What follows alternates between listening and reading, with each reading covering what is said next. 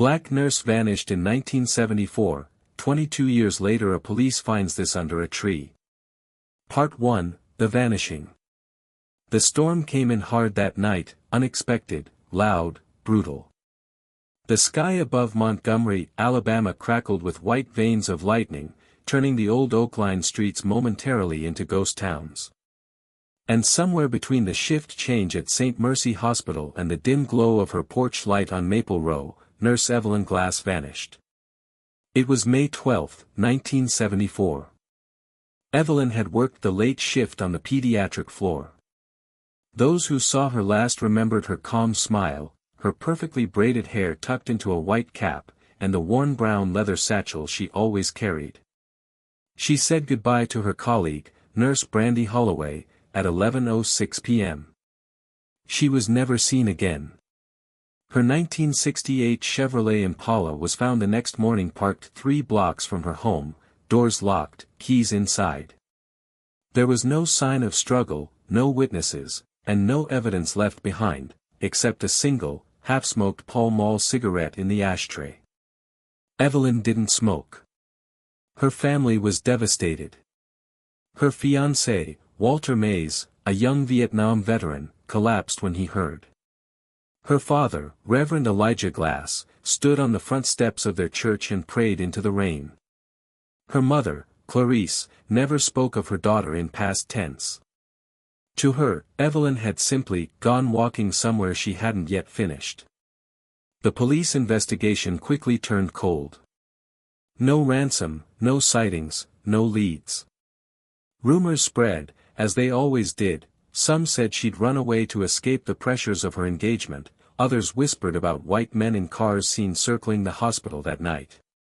Some even spoke of the Devil's Acre, a patch of wild, root-twisted land just beyond the woods on the east edge of town. Most scoffed at that. But not everyone. Then, 22 years later, in 1996, Patrolman John Calhoun found something beneath an old tree near Route 81, something that made national news and reopened every wound the town thought had long since scarred over. Part 2, What the Officer Found. The tree stood alone in a patch of field that once belonged to the Brody family farm, long since abandoned after the fire in '78. By 1996, most of the old barns were nothing more than sagging skeletons swallowed by weeds. Officer John Calhoun was patrolling the outer edges of Route 81 after reports of kids racing four-wheelers across the empty fields. It was just after sunset, when the heat of the day begins to cool and the red Alabama clay gives off the smell of dust and roots. Calhoun, 39 years old, a man who prided himself on never jumping at shadows, stopped his cruiser near the edge of the tree line.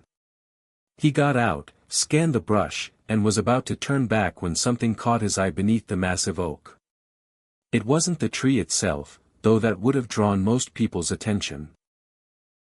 Its trunk was unnaturally split, like a bolt of lightning had torn it down the middle decades earlier.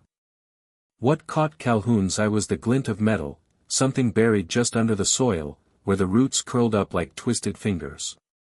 He knelt and brushed the dirt away with his hand. At first it looked like a compact mirror, rusted and dull.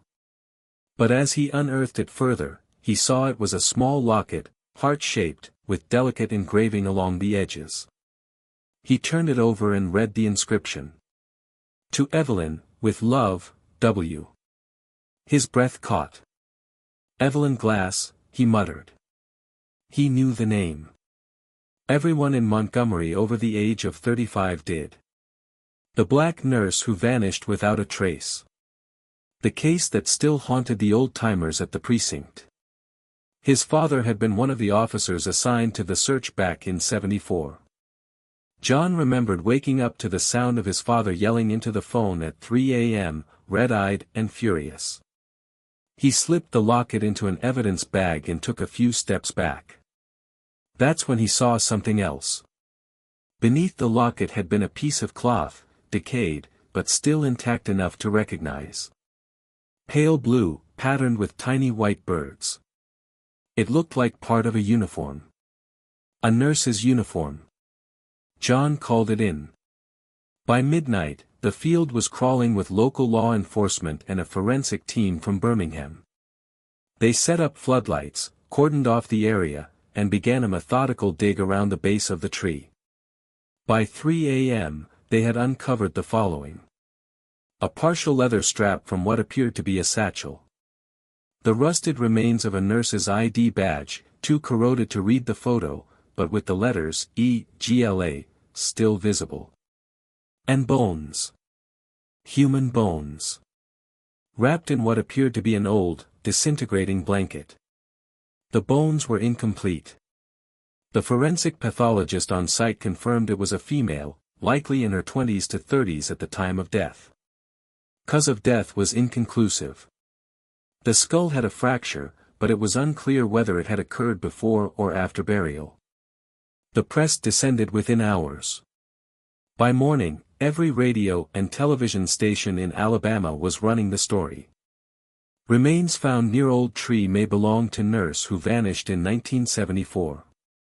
Clarice Glass, now a frail woman in her late 70s, was photographed sitting on her porch holding Evelyn's high school graduation photo in her lap.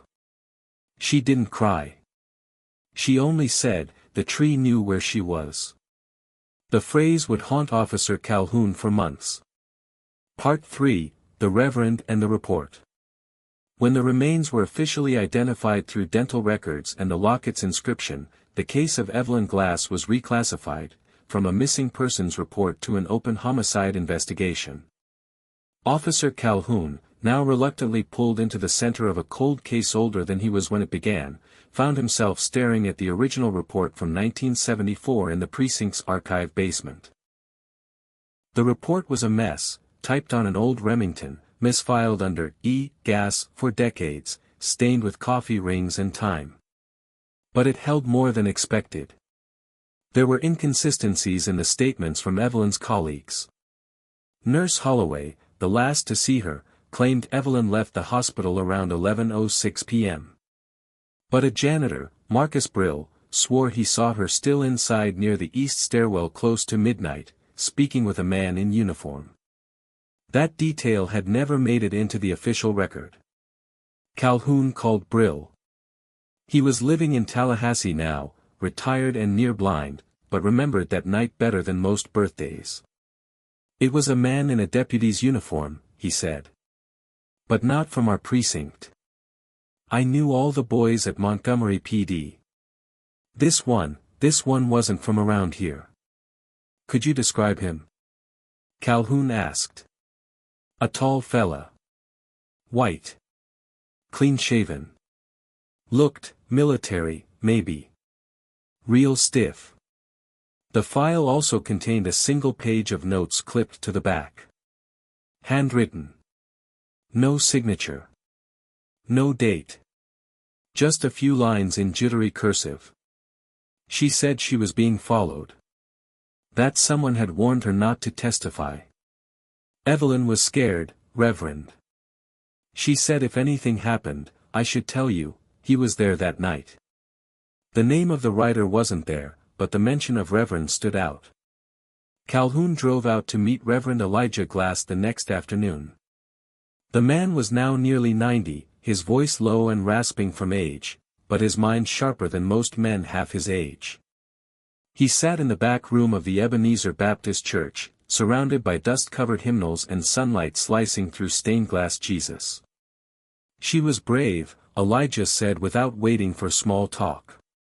"Too brave." "What do you mean?" Calhoun asked. "She was working with the Patient Commission back then," the Reverend said. "Documenting conditions at the state hospital. You know the one. Willow Creek." Calhoun did. Willow Creek State Hospital had been closed in 1982 after several allegations of abuse, medical negligence, and racially motivated mistreatment.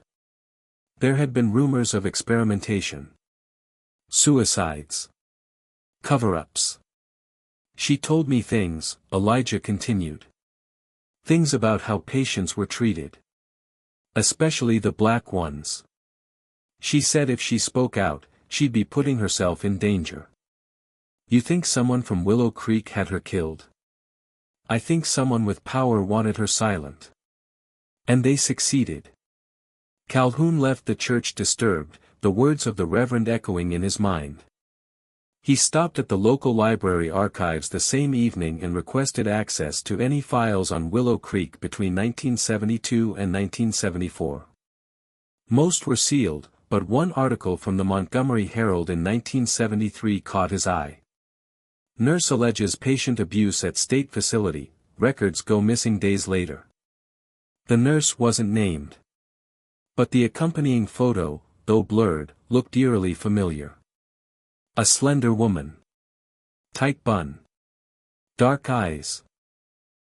Standing just behind a curtain of patients. The caption read, photographed June 8, 1973. Allegations under internal review. That same night, Calhoun received a phone call on his private line. No caller ID. A raspy male voice. You dig too deep, you end up buried in the same dirt. Leave Evelyn Glass where she is. Click. Part 4, Willow Creek. The drive out to Willow Creek was long and winding, 30 minutes of broken roads and overgrown shoulders. The facility sat deep in the woods outside of town, behind rusted gates wrapped in kudzu vines and silence. The buildings, once proud and symmetrical in red brick, now resembled skeletons with their ribs exposed. Windows shattered, doors barely hanging on their hinges. But the sign still stood above the main entrance, faded but legible. Willow Creek State Hospital, EST 1929. Compassion through order. John Calhoun parked his cruiser off the road and approached on foot. He hadn't told the station he was coming out here. He wasn't sure why. Maybe because he didn't want to have to explain why he was chasing ghosts. Maybe because he didn't want anyone to stop him. The air smelled like mold and iron. Wind moved through the trees like whispers. He stepped over a crumbling threshold into the main ward and turned on his flashlight. The beam danced across peeling paint and broken tiles. Wheelchairs sat abandoned in the halls like sentries. An old medical chart clung to the wall by a single rusted pin. And then, something odd. Fresh footprints in the dust. Recent. Deep. Boot prints. Heading deeper into the interior corridor. He followed them. The trail led past collapsed beams, a row of patient rooms with doors still numbered, and finally, down into the basement. The temperature dropped. The floor was slick with old water. The prints became smeared here, harder to follow. But something else emerged from the dark, a door at the end of the hallway, slightly ajar. On it, a plaque. Archives, staff only. Inside, the room was wrecked, file cabinets overturned, papers blackened by mold. But not all of them. In one corner, a single filing cabinet remained untouched, almost too pristine compared to the rest. Calhoun opened it. Inside, files sorted by year. 1972, 1973. 1974. He pulled the 1973 folder and flipped through. Pages missing. Pages redacted. But tucked inside the back, he found it, a copy of an internal memorandum addressed to Nurse Evelyn Glass. Subject, Compliance Reminder, Ward 3A, Patient Oversight. This is a formal reminder that staff are to refrain from unsanctioned interviews or the transcription of patient accounts. Failure to comply will result in suspension and investigation. Drive W. Landry. The name was unfamiliar. Calhoun took out his notepad and jotted it down. He was about to close the drawer when something behind the filing cabinet caught his eye. A single Polaroid, partially crushed, stuck beneath the metal frame. He pulled it free. It showed a young woman, black, dressed in a nurse's uniform, standing in what looked like a tiled room, lit harshly by overhead lights. Beside her, slumped on a gurney, was a patient with bandaged wrists. The nurse wasn't smiling. Her eyes were locked on someone outside the frame. Written on the bottom, in black marker. She knew. Then. A sound. Not loud. Just a soft clack behind him, like a heel on tile. He turned sharply, flashlight beam slicing the dark. Nothing. "Hello?" he called out. Silence. He waited, heart hammering in his chest. Then a voice. Faint. Close. She never left. Calhoun spun, but the hallway was empty. Dust swirled in the beam of his light, and the echo of the words clung to the air like smoke. He backed out slowly, locking the drawer, tucking the photo and memo into his jacket. As he exited Willow Creek, he could feel it, not eyes, not a presence exactly, but watching. He didn't look back until he reached the cruiser. That night, he developed the Polaroid under a desk lamp in his kitchen. He stared at it for a long time. She knew. But what did she know? And who wanted it buried? Part 5, A Name from the Ashes. The next morning, Officer Calhoun headed to the county records office. The name from the memo, Drive W. Landry, had haunted him all night. The Polaroid now sat in an envelope in his glove compartment. He hadn't shown it to anyone. Not yet. He began by pulling personnel records for Willow Creek State Hospital. Most had been archived and moved to state custody, but a helpful clerk, Judith, found an index card from the 70s that listed senior staff. The name was there. Dr. Warren Landry, M.D., Chief Psychiatric Officer, 1971 to 1974. The file said Landry resigned abruptly in July 1974, 2 months after Evelyn's disappearance. No reason listed. Forwarding address P.O. Box 112, Dothan, Alabama. Calhoun drove 3 hours south. The box had long been closed, but he managed to trace a vehicle registration from the same P.O. box to A.W. Langston living in a gated community outside Mobile.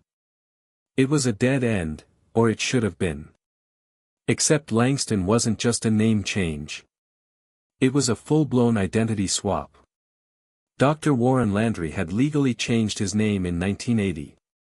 That required court records. Fingerprints. Judicial approval. Which meant someone had helped him, and maybe even protected him. Calhoun requested court documents from Mobile County. They were sealed. He filed a petition to unseal them, but it would take time. So he did something unofficial. He drove to the address. The house was modest but well-maintained, red brick, blue shutters, flower beds kept neat. A car sat in the driveway. A silver Oldsmobile. Calhoun knocked. A woman answered. White, mid-60s. Tight curls. Suspicious eyes. Yes. Sorry to bother you, ma'am, Calhoun said, flashing his badge. I'm looking for a Mr. Langston. Warren Langston. She hesitated. He's not well. I understand. I won't take long. After a pause, she opened the door wider and let him inside. The living room was heavy with the smell of antiseptic and mothballs. A man sat in a recliner by the window, frail, oxygen tube hooked to his nose, eyes distant and milky with cataracts. Mr. Langston, Calhoun said quietly. Or should I say, Dr. Landry? The man's fingers twitched. His eyes didn't move, but a flicker of something, fear, perhaps recognition, passed over his face. I'm here about Evelyn Glass, Calhoun said. No reaction. You worked with her. You threatened her. She disappeared. And now she's been found. Under a tree. Still nothing. Then the man's mouth moved, barely audible. She saw. Saw what? Calhoun leaned in. She wasn't supposed to be there. She took pictures. She made copies. What kind of pictures? Room 9. Basement. The man with the chain, screaming. She said she would send them to the Tribune. Calhoun froze. Do the photos still exist? Landry's eyes drifted toward the bookshelf. The woman, presumably his daughter or nurse, shook her head. He talks nonsense. Don't believe half of what he says. But Calhoun followed his gaze. Among the books was an old, thick dictionary. Calhoun stepped over, flipped through the pages, and something fell out. A key. Small. Brass. On it, a tag. WCSH, Room 9. He looked back at Landry. The man's lips twitched again. This time, a whisper. They'll kill you for asking.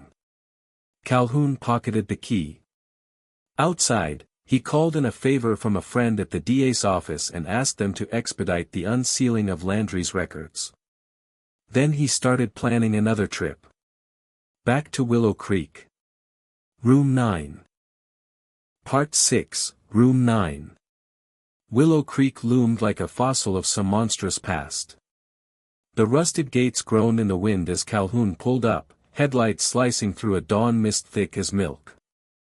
He parked off the gravel and slung his service weapon under his jacket. He'd told no one. This time, it had to be just him. The key in his pocket felt heavier than it should have. He moved through the same shattered entrance, past the silent wheelchairs and crumbling walls.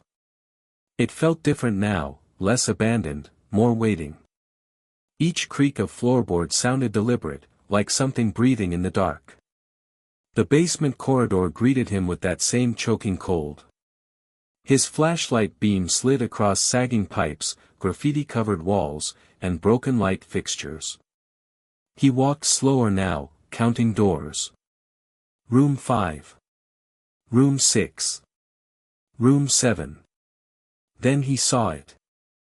Room 9. No door handle, just a keyhole, rimmed in rust. He inserted the key and turned. Click. The lock gave with an oddly clean motion.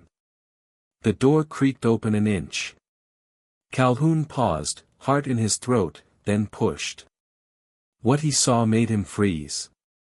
The room was lined with white tile, some of it cracked and stained. A drain in the center of the floor. Restraint hooks in the walls. An ancient steel gurney bolted to the ground. A two-way mirror, long shattered, covered the far wall, behind which lay a dark observation space. But what truly stopped him was what lay in the corner, a rusted metal file cabinet, marked in red grease pencil. E.g. He stepped in slowly, every instinct screaming. Inside the cabinet were 4 folders. All dated June 1974. He flipped the first open. Photographs. Black and white, grainy, but clear enough, patients strapped to gurneys, heads shaved, wires attached to temples. Eyes wide. Agony mid-scream. In one photo, Evelyn's hand could be seen at the frame's edge, holding a clipboard. The second folder, patient statements. Typed. Clinical. Cold. Patient 1418 reports exposure to electric light procedures followed by memory lapses and visual hallucinations. Staff confirms daily administration of calming shocks under supervision of Drive W, Landry and outside personnel, names redacted. The third folder, Evelyn's own notes. Handwritten, furious, emotional. Pages crammed with accounts. They are testing drugs on them. Electroshock without anesthesia. Some patients are children. No records. No oversight. I've contacted Reverend Glass. If anything happens to me, these must reach the Tribune. The fourth folder, letters. All addressed but unsent. One was to her father. One to a friend in New York. And one, unsigned, to someone she called only R. I think they know. I'm being watched. Someone was in my apartment. Please, keep your copy safe. You know what this means if I vanish. Then, another sound. Behind him. Not the building groaning this time. A step. He turned off his flashlight. Held his breath. The door creaked shut behind him with a soft click. He wasn't alone. He backed toward the corner of the room, barely breathing, hand on his weapon. Then a whisper, right outside the door. Wrong room, officer. The voice was smooth. Male. Southern. Controlled. He drew his weapon. Who's there? No answer. Then, footfalls, retreating. He burst through the door, weapon raised, flashlight sweeping the corridor. Empty. Except. A white envelope now lay in the center of the hall. He picked it up. Inside, a photo. Evelyn. Alive. Standing in a parking lot. A calendar in the background said August 1975. And scribbled on the back. You're not the only one who came looking. Part 7, The Woman in Atlanta. The photograph burned a hole in Calhoun's thoughts all the way back to the precinct. Evelyn Glass. Alive.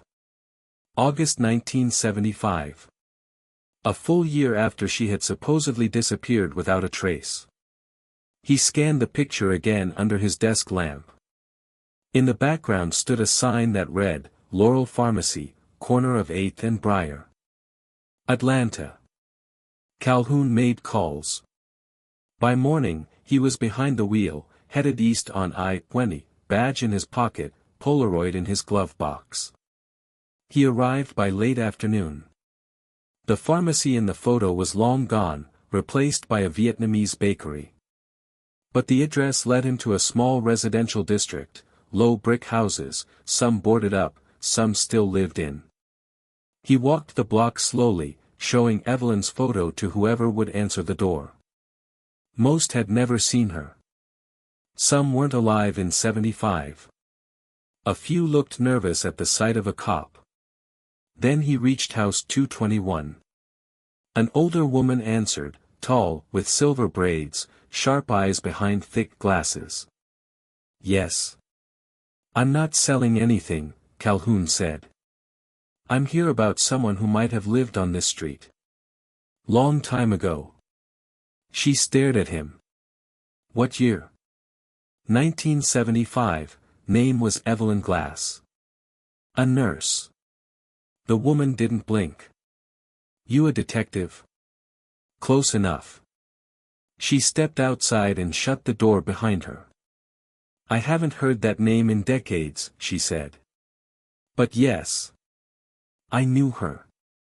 Calhoun leaned in. She was here. She stayed with me. Just for 2 months. Summer of 75. Said she needed to lie low. Had the look of someone being followed. Do you know why? She never said much. But one night, I heard her crying in the kitchen. She was burning papers. Lots of them. And she kept muttering, they'll kill him. They'll find my father. Calhoun stiffened. What happened after that? She vanished. Just up and left. Didn't say goodbye. Left a tin box behind in the crawlspace. I never opened it. Didn't want to know. Do you still have it? She nodded. 10 minutes later, Calhoun stood in the woman's living room as she emerged from the hallway, holding a battered metal tin, the kind used for old candies. It was locked, but brittle with age. He opened it carefully. Inside were a broken pocket watch, with a photo of a young black girl glued to the inside. A torn patient wristband labeled #1418, male, admitted 1973. A note, handwritten and barely legible. If they find this, I failed. But if you do, he's alive. He was never buried. Not like the others. Look near Balsam Hill. The root cellar. You'll know when you smell it. Calhoun looked up. Do you know where Balsam Hill is? The woman nodded slowly. That's not far. It used to be part of Willow Creek land. An old fruit farm, back when the hospital raised its own food. Closed in the 50s. Nobody goes up there anymore. Not even the teens. Why not? Her voice dropped. Because they say it's where the ones who screamed the loudest got buried. Part 8, The Root Cellar. Balsam Hill was a lonely place. The road leading to it had long since cracked apart, swallowed by weeds and creeping vines. Calhoun left his car at the edge of the old service trail and continued on foot, boots crunching over bone-dry leaves. Even the birds seemed to avoid the place. He had a map, photocopied from the 1952 county archives, showing the old fruit orchard that once belonged to Willow Creek Hospital. A faint X marked the location of the root cellar, a kind of underground storage once used for preserving produce before refrigeration. But the tin box's note made it sound like something far darker had been preserved there. As he reached the base of the hill, the trees thickened, and a sickly scent began to rise in the air, sharp, cloying, almost metallic. He crested a ridge and saw it. A slab of concrete, moss-covered and half-sunken into the ground. A rusted iron handle jutted from the center. There was no door, no lock, just a slab, like a sealed tomb. The smell was stronger now. Calhoun pulled his shirt over his face and gripped the handle. It resisted, groaned, then gave way. The slab opened just enough for him to slide through. He descended a short ladder into the pitch black. His flashlight flickered on. The walls were lined with ancient stone, dirt-caked shelves, rotted crates, and something else. Blankets. Old, stained, still folded in a corner. And a shoe. A child's shoe. Calhoun scanned the room slowly, then his light caught something in the far corner. A wooden post. Shackles bolted to it. A metal bowl nearby. Scratches on the wall, dozens, maybe hundreds of them. Numbers. Tally marks. And in the dirt, bones. Dozens of small, fragmented bones, partially buried, some wrapped in decayed fabric. He swallowed hard. Carefully, he stepped closer. Then he saw it, a crate, half crushed under a broken shelf. Inside was something that didn't belong, a cassette recorder. Dusty. Half broken. He flipped it over. The battery compartment was corroded, but the tape inside was intact. The label read. Patient 1418. Interview. July 2, 1974. He pocketed it. As he turned to leave, his foot hit something soft. Another bone? No. A canvas satchel. He knelt and opened it. Inside was a bundle of letters, all addressed in the same looping script. To Reverend Elijah Glass. He recognized the name. Evelyn's father. The top letter was dated 2 weeks after her official disappearance. Daddy, if you get this, I need you to stop looking. They're watching me. I'm safe for now, but if you go public, they'll hurt the others. There are people buried out here. Not just patients, test subjects. That's what they called them. It was never just about treatment. They were hiding something else. Something older. I found a door in the tunnels. I think it's connected to what they built beneath room 9. She never finished the letter. The rest of the pages were blank, smudged, water-damaged. Calhoun's hand was trembling. He climbed out of the cellar just as the sun began to set. The trees swayed above like silent witnesses. He took one last look at the open hatch, then sealed it shut again. Something whispered in the back of his mind.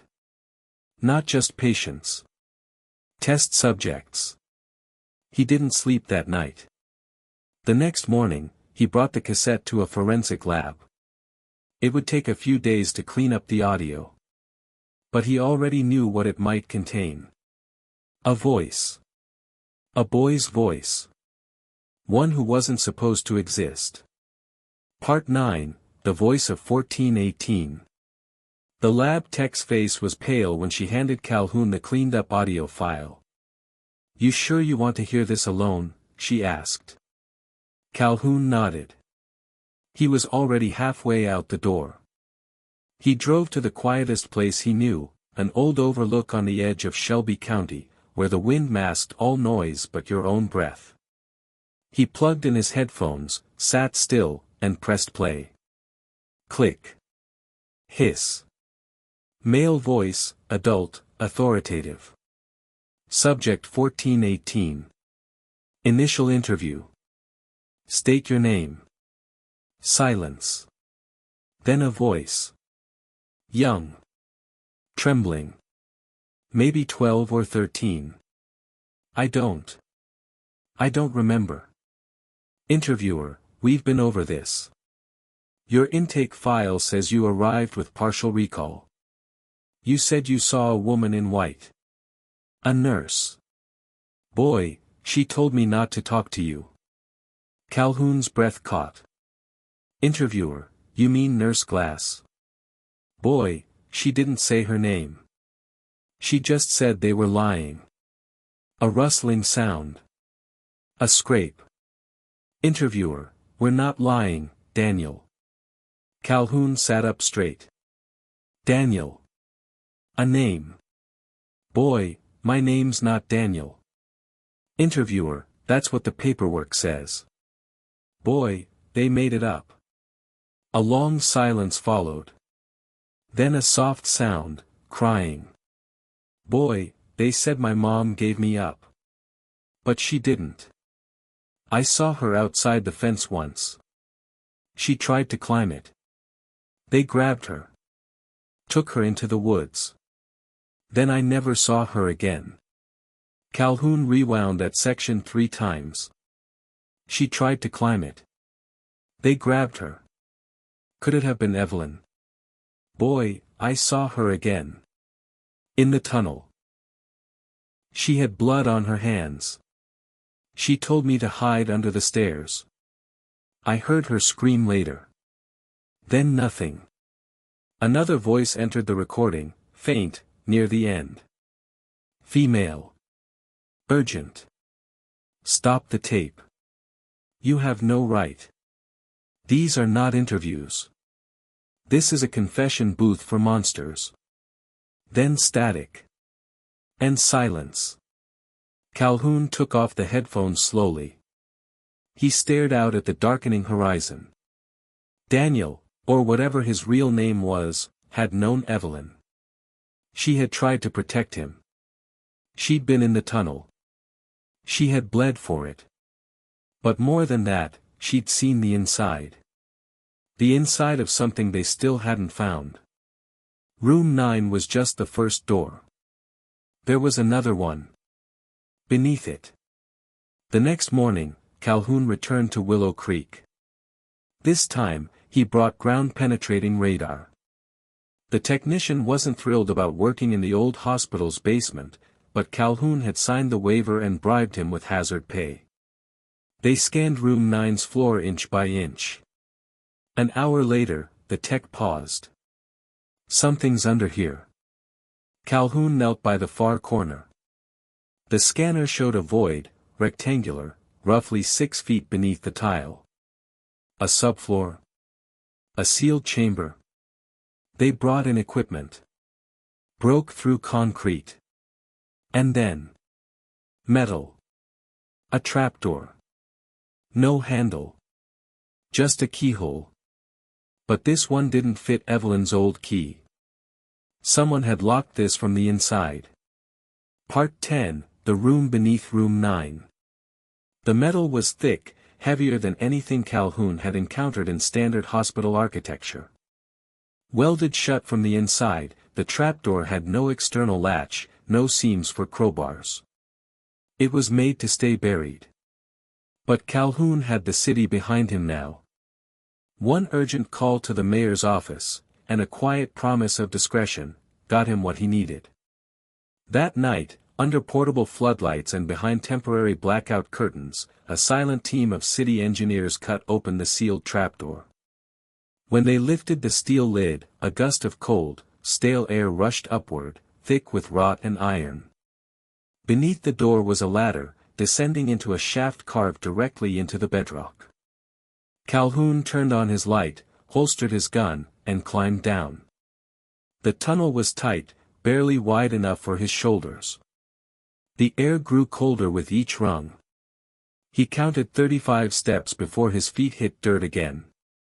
He stepped into a narrow stone corridor. And then, a door. Wooden. Heavy. Reinforced with riveted bands of iron. Unlike the others in the hospital, this one was ancient, handcrafted, uneven, swollen with moisture. A mark was carved into it. A symbol. White triangle containing small white triangle. A triangle with a circle at its center. It looked like something out of folklore, not medicine. Calhoun reached for the latch. It turned with a groan. The door swung open. The room inside was round. Stone walls. No furniture. No lighting. Just a pedestal in the center, no taller than a child's desk. On it lay a small, leather-bound logbook. A cracked, dried-up rose. And a vial of something black and thick, sealed in wax. Calhoun approached the pedestal. The air felt different here. Older. He opened the logbook. The handwriting was archaic. Flourished. Ink faded with time. At the top. Dr. Asa W., Kettering, 1891. Willow Creek Sanitarium. Level 0, Containment Records. Calhoun blinked. 1891. He turned the page. The child came to us in the spring, eyes full of ash and rain. His affliction did not seem physical, but of the mind, and of some external force that spoke through him. We called it possession. Later, we called it the seed. We built room 0 for him. Not to heal, but to contain. All others who followed, the hollowed, were taken there. And when the final one died, we sealed it. Burned the blueprints. Buried the floor. Calhoun's skin crawled. He turned more pages, filled with diagrams, lists of names, case numbers, until he saw one scrawled in red. Number 1418, transferred from New Orleans Orphan Registry. Symptom, non-responsive gaze. Behavior, recites names of dead persons. Notes, subject may be relapsed seed. There was more. A final entry. Nurse Glass intervened again.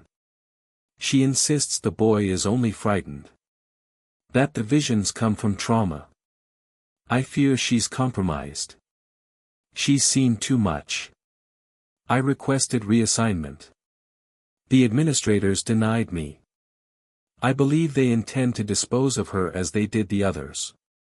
At the bottom of the page, a different hand had written something, newer ink, harsher pen. If you found this, it's already in you. Get out before the dreaming begins. Calhoun shut the book and backed away. But as he turned to leave, he saw something else, scrawled across the inside of the door in charcoal, smeared and jagged. She's not dead. She's dreaming. Don't wake her. His flashlight flickered. Then everything went dark. Part 11, The Dreaming Room. Calhoun's flashlight sputtered, then blinked out completely. He stood in pitch black. The silence was thick, pulsing, almost alive. He reached into his pocket for a backup light and flicked it on. The beam cut through the dark in a sharp cone. The room was different now. The pedestal was gone. So was the logbook. In their place stood a chair. Old, wooden, strapped at the arms. A small speaker had been mounted to the wall, no wires, no visible power source. It buzzed with static. Then it clicked. "She's still dreaming." The voice was Evelyn's. Faint. Fragmented. They buried the others in silence, but I screamed. I screamed until my voice cracked, and even then I spoke in my sleep. Room 0 isn't a place. It's a loop. A fracture. A gate. Calhoun backed toward the tunnel. His light caught movement on the wall. Scratches. Fresh. Not old carvings, but new gouges, made recently. As if someone, or something, had tried to claw its way out. He reached the door, threw it open, and climbed the ladder 2 steps at a time. When he emerged, the workers were gone. No floodlights. No gear. No sound. The hospital above him was silent. Empty. But different. The tile wasn't modern anymore, it was cracked linoleum, yellowed with age. The signs read Willow Creek Sanitarium, not hospital. There was dust on the walls, old stretchers in the corners, and no exit where there once had been. He checked his phone. No service. No date. Just the home screen image, now corrupted. A grainy, black and white photo of a woman in a nurse's cap. Her face blurred. But her badge was clear. Glass. He turned in a slow circle, every breath sharp. Then he heard it. A boy's voice. Soft. From the corridor. "Mister, did she tell you the dream?" Calhoun turned.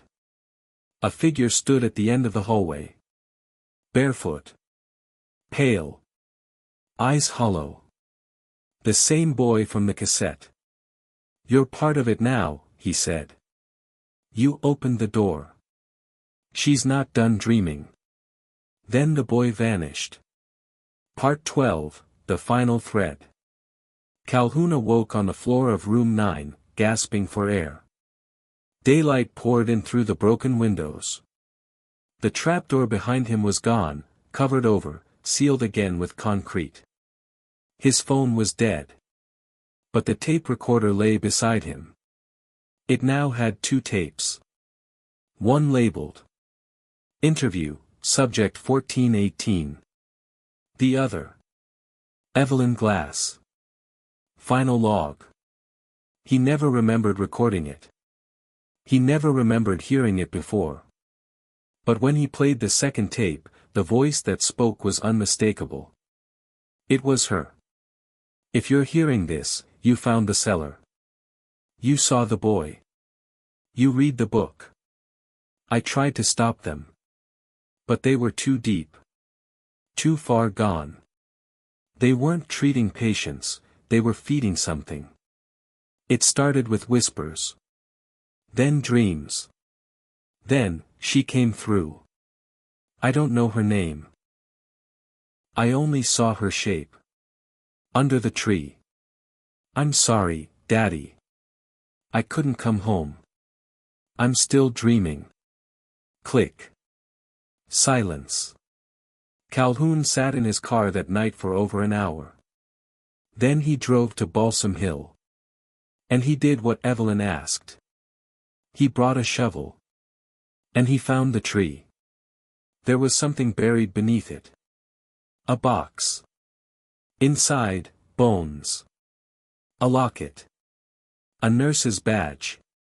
And a third tape. He hasn't played it yet.